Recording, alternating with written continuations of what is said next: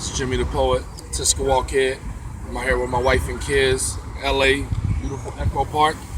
A lot of the times we feel like we're junk, but we're not, because God doesn't create junk. So, with that said, I understand your pain and fear.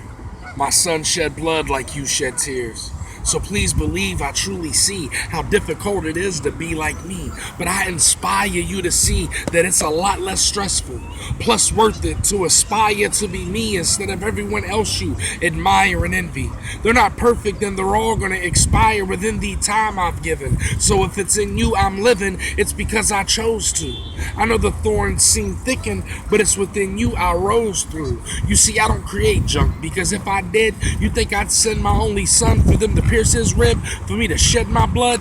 The most delicate element never developed, embellished, so that with you I can share this love? Nah, so let me pose to you a question. If after creating Pinocchio, which you know to be a blessing, he jumped off the table, came to life, start disrespecting himself. He hates the mirror, so he spends his whole life correcting himself.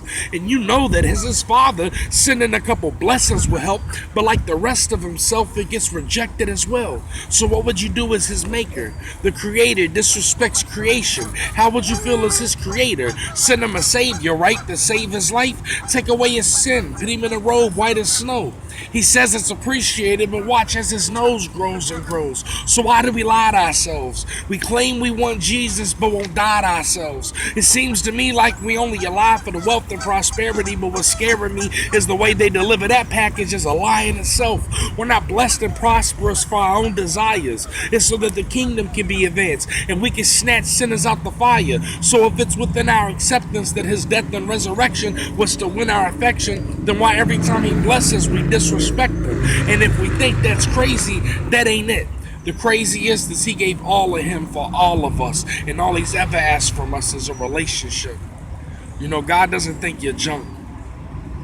And what people say about you is one thing, but what you say about you is the most important. And if what you say about you isn't based off that word of God, then what you say is irrelevant as well. I've spent a lot of my life in failure and in pity, but I am no longer a victim. I am a victor through Jesus Christ. So you can either get down or you can lay down, but he's coming, and all he's asking is for a relationship. I love you guys. I hope you can take a piece of that and apply it to your own life.